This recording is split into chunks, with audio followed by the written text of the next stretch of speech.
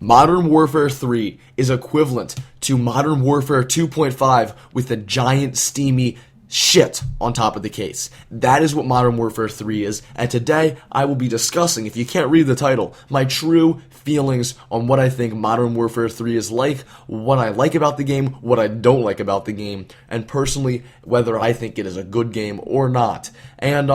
And I touched on this a little bit in my review on Modern Warfare 3 on whether you should buy it or not. And right here, I'm going to be telling you my true feelings because now I have it sorted out. I did another all-nighter last night because I'm awesome like that. And I basically played all night. And I have a really good feel for this game now. I really, really understand it. I like it a lot. But I will be discussing completely all of this stuff. So let's just dive right into it. Like I always say, let's dive.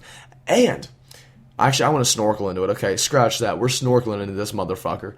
Okay, so Modern Warfare 3 is a bundle of fun, but it's really, really obnoxious at times. And just like its predecessor, Modern Warfare 2, it can be such a rage-inducing game. There's so many numerous times where I'm screaming the F word at the top of my lung, having it travel through my house and out the windows and through my neighbors' houses and everything else. That's happened, 500 times. All last night, at like 3 in the morning, 7 in the morning, all that stuff. It was all over the place. It was fuck. And then, that's just an example of, how emotionally attached you get to this game. It's just such a frustrating game. But on top of that, it's one of those really fun games. I cannot put down the controller, and that's why I pulled another all-nighter.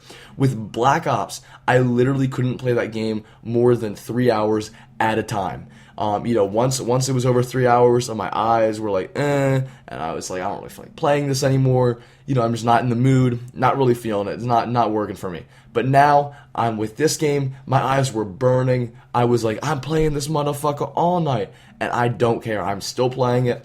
I've been playing it all day. This is the weekend where everyone in the world, all my friends, all the girls I know, everyone gets a backseat, and Call of Duty Modern Warfare 3 comes first. I swear to God, there are going to be a lot of lonely girls this weekend, and already have been, because most guys have been playing Modern Warfare 3 all weekend. At one time, I can get on Xbox, and my friends list has 30 or 40 friends on it. I've never had 30 or 40 friends on my friends list all at the same time before, and this is just one of those weekends where it's happening all weekend. Even when I was playing at 7 in the morning, I had a good solid 10 friends online. So that means there's not just me like pulling this all-nighter. There's tons of people. So that's just awesome. But besides the fun and the excitement behind this game, and the mad playing of it, and just can't put down the controller, there are some things that absolutely need to be addressed, which make this game have the giant steamy shit on top of the case. And that happens to be the maps. The maps completely blow. I have not found a single map I like up until this juncture. There's not a single map that stands out to me. There's not a single map that I can say, hey, this is probably going to be my favorite map. This is my favorite map. Out of the moment, I cannot say that yet. And it's really bizarre because usually I'm all over this kind of shit. Usually I'm like, yeah, man, this is my favorite map so far. Estate was always one of my tops in Modern Warfare 2. Black Ops, it was just a number of them, but I still enjoyed a ton of them. There was just a good amount of maps that were fun. And in this, I told you it's a fun game, but none of the maps are working for me. Not a single one. Nada, no, nunca, zero. So, the problem with that is because they've developed these shitty-ass maps. And I don't know whether it's Infinity Ward, whether it's Sledgehammer Games. I don't know why it's so shitty, but the maps are so boring. They're so unoriginal. And I understand you may have run out of ideas, Infinity Ward. You've done fucking 3 Call of Duties, now it's 3 Call of Duty Modern Warfare, Modern Warfare franchise series, theme, whatever you want to call it. You've done 3 of them already. So, of course, if you're putting 16 to, 18 maps in a game, you're going to run out of ideas. But you just got to sit there and be creative. There have been some awesome ideas, and obviously these are not any of them.